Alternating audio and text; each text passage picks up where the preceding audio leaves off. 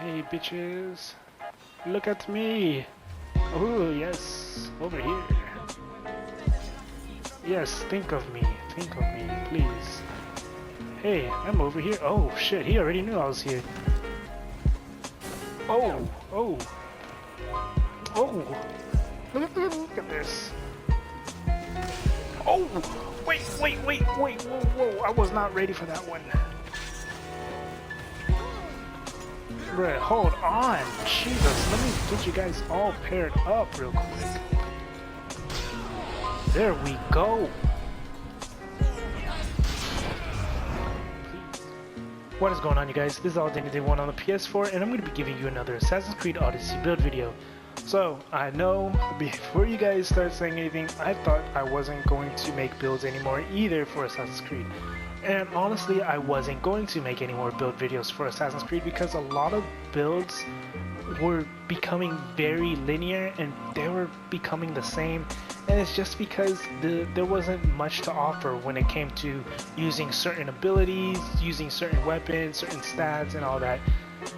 But with the DLC that had just dropped and the abilities that it had enhanced, it opens up so much more, like so much different opportunities in creating different builds, creative ideas as well.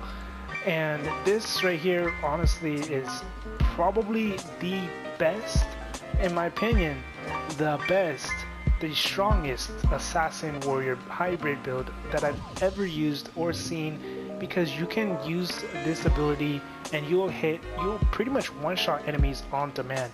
If not one-shot, be pretty damn close to one-shotting. And the ability is I feel like it's just so overpowered, but in a good way, because you're a god, right? And this ability only comes from the Fate of Atlantis DLC. So you do need to have the Fate of Atlantis DLC Episode 1 in order to get any of these 4 abilities, which you're only going to be using one of these 4 abilities for this particular build. So we're going to go ahead and go right into it. So first things first is the gear. So gear, you're going to go ahead, and I prefer the daggers because you're going to definitely want to have the Edge of Time. So I'm assuming if you have the Season Pass, you've played through the first DLC, which at the 3rd episode, I believe it's the 3rd episode, or the 2nd episode, you'll get the Edge of Time, which is going to give you assassin damage, adrenaline per hit, but the main important one is reduces all cooldowns by 10% on successful parry. That is going to be very essential for this build when you do go up against a bunch of enemies that do regular swings and it's easy to parry, because easy parries means you're getting quick cooldowns, meaning you can use your ability a lot faster and just clear mobs so quick. And then obviously you're going to want to throw in that extra 25% minus 25% cooldown duration for all abilities, just because it just makes it even faster. And then for the second dagger, I just threw on assassin damage with it, or it has assassin damage on it because you want to have more assassin damage regardless. And then you want to have as much crit damage too. And you in the downtime of you not using your ability, your main ability, you're going to be using your daggers. You're not going to be using any other ability, maybe Ring of Chaos or whatever ability that you decide to choose, but you are going to be using your daggers primarily. So having the extra daggers or damage with daggers is going to be very important. And then 100% damage, but your health being capped to 25%. So I get a lot of people are afraid of using this, but honestly, with this type of build, you're probably gonna want to use this because you're gonna want to see how high your damage numbers can go, or you might just want to be able to make sure you can secure that one-shot kill. And this 100% extra damage, that's doubling your amount of damage, doubling your assassin damage, warrior damage, hunter damage. You're doubling it at the cost of losing 75% of your health. So it's up to you on that one, but that's what I decided to go with. And also, I would highly recommend using only this build if you are comfortable with pairing. If you are not comfortable with pairing, use a tank build first. Get comfortable pairing first with the tank build. and then start to adjust and then start to lose the amount of armor that you have and add up more damage, get better pairing, because this build is a glass cannon. You do not want to take a hit. You take one hit, you take 2 hits, you're dead. 1 hit, you're almost dead, pretty much dead. For the bow, you're gonna go with assassin damage, all damage, crit chance, and then I throw on that 30% armor pen. Now, you don't need to necessarily go with that 30% armor pen if you don't want to. From what I've noticed, there's not that big of a difference in the time to kill. Like, you can go with that 30% damage while full health if you wanted to do that, or you can throw on like a warrior damage instead, so you can have all gray, pretty much all gray engraves. You don't necessarily need to have a legendary engrave. The 30% armor penetration does help, but it isn't necessary because the time to kill it's like 1 second. Right? You're pretty much killing the enemy instantly anyway, so I don't think it's gonna really matter. But I just have it on anyways because it's gonna help your dagger damage. Regardless, your dagger damage is gonna benefit from the 30% armor penetration more. Now for the gear, pretty much all of my gear is not the right setup, but the engraves itself are I guess right. But for my helmet, I have the warrior damage, assassin damage, crit chance while full health, crit damage. This right here is a good helmet. This is something you're gonna want to look for, pretty much exactly like this, except you want to have the assassin damage or warrior damage switched, so you get that extra 2% in the assassin damage, because you don't need to worry about having that extra 2% in the warrior damage. And then for the gloves, I have the warrior damage, crit chance, crit damage, at full health, and crit damage.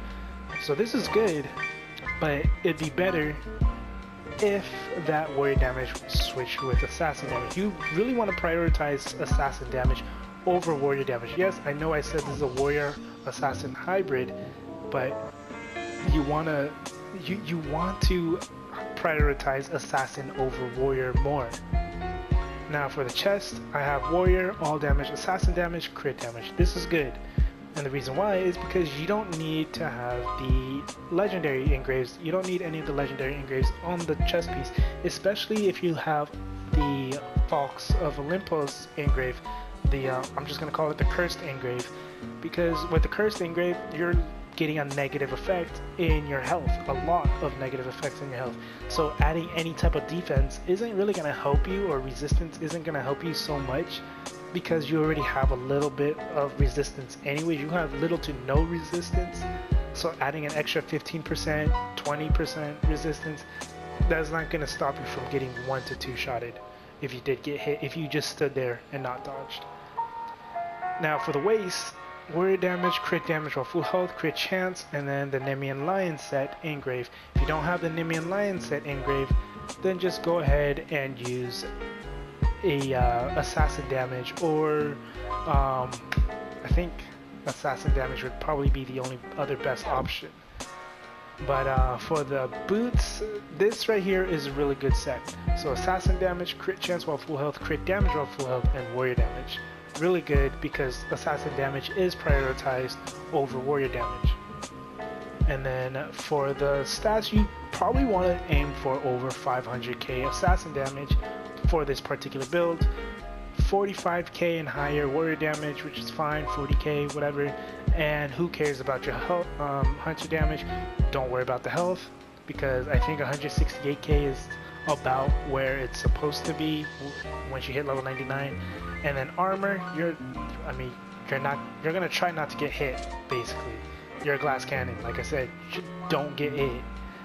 Now for the stats, we're gonna go ahead and look at the stats before we go into the abilities and masteries. So the critical modifier is gonna be one of the more important keys to pretty much any build. You want to set a standard for your type of build. So if you're using a tanky build, the standard, I would say the right standard for a tank build would be about 80% crit chance and maybe 350% crit damage. That would be the standard for a tank build. For a straight up Glasscannon build, 100% crit chance, full health, 700% crit damage while full health. I'm not at 700 because my stuff aren't fully upgraded, so I can't get that extra, that extra crit damage from that. But aside from that, I mean, oh, and the other thing is my dagger. I don't think I have, I do, yeah, so I'm losing 5% on that, and I'm losing, where is it? I think it's just that, actually. Yeah, just 5% off that. So, either way, you still want to try to reach 700%. 650%, I guess, would be a good standard. But, yeah, that's pretty much the only stats you really need to look at for this type of build. The adrenaline gain is going to be pretty important as well, because you are going to be utilizing your abilities, but the ability you're going to be utilizing isn't going to use any adrenaline at all. But your adrenaline gain is going to be useful for the slow time and health gain. So we're going to go ahead and take a look at the abilities. So you're going to go with only, let's say you're only at 150 for ability points. This is the cheapest route to go with, alright? So you are going to use Second Wind maxed out, Weapons Master maxed out, Ring of Chaos maxed out, 1 point in overpower attacks, 3 points into Battle Cry of Ares, and then if you have the DLC, well, you would probably need to have the DLC in order to use this build, you're going to have Ares Madness. Once you have Battle Cries of Ares maxed out, Ares Madness is going to be unlocked, but you have to unlock it in the DLC in the tombs. And then you're going to also want to get Shadow Assassin, so you get the extra crit damage, and then slow time. Don't worry about the enhance. The enhance is actually probably the worst enhance for this type of build. It's pretty good for a hunter build, but even then it's still not worth using regardless. That's just my opinion though. So you're only going to really have 4 abilities on one wheel. As you can see on the bottom right corner, I only have these 4. I'm going to switch the wheel, nothing. So there's that, and then nothing in the hunter tree as well, because you're not going to be using your bow really. I mean, you can if you want, but you're not going to worry about it. Now for the masteries, you're going to go ahead and go 8 out of 20 on crit chance, 10 out of 20 on crit damage. The only reason I did not mean to put 11 out of 20, I meant to put 10 out of 20 on crit damage, so keep that in mind. And then for the warrior tree, you're only going to go straight down into damage restored as health, or damage dealt restored as health, 3%, so you want to get 8 out of 20 on that. Now for the assassin tree, the assassin mastery, this is where most of your points are going to be spent at.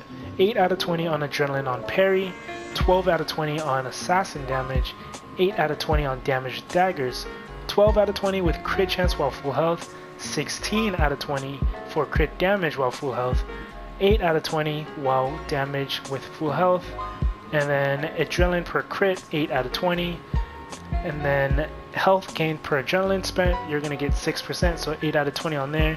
Damage on elites and bosses, 8 out of 20, so you get that 12%. Chance to deal 25% assassin damage on melee hit, 8 out of 20, so for that 3%. And then just to add on top of that extra cooldown speed, you want to go 8 out of 20, so you get that minus 6%. You could go 12 out of 20 instead of going the putting the last 4 points into crit damage. You can put 4 points into the cooldown, so you can get up to 8% cooldown duration. So I'm going to show you right over here.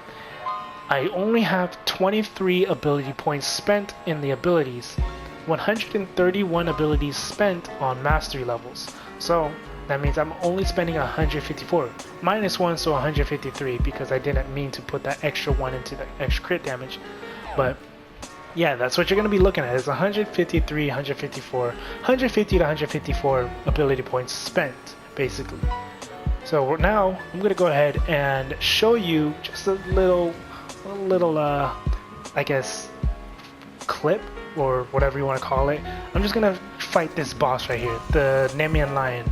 I'm not going to one-shot it, but I will get really close to one-shotting it. I'm just going to go ahead and go down, and slow time. As you can see, I'm going to use Battle Cry of Air, not Battle Cry, but 71 million damage. This, I mean, it's crazy, right? It's just insane that this ability with these stats just makes it hit this hard. And I'll show you, I'll explain why you're hitting that hard versus going all into warrior damage or just straight up crit chance crit damage. The reason why you want to have all that assassin damage is because Ares Madness, for 10 seconds, all of your attacks deal 35% of your assassin damage. So whatever your assassin damage is, it's going to deal 35% of that. So that's a big amount, especially if you have a high amount of assassin damage. If you're at 500,000 assassin damage, I mean, that's almost max assassin. It's not necessarily, I think, like, I want to say like 550k could probably be the max. I haven't reached max, I haven't even seen what the max is, but I'm guessing 550 is going to be close to it. That's a lot of damage. I mean, if you can get to the max amount of assassin damage with a 750% crit damage with that 100% crit chance, you're going to be able to one-shot pretty much anything in the game. It doesn't matter what it is. I was going to try to do this to Medusa, but then I realized I don't have Medusa anymore. I don't have any mythical bosses except for the mythical creatures or the beasts because of the Artemis quest. But that's pretty much it with this video.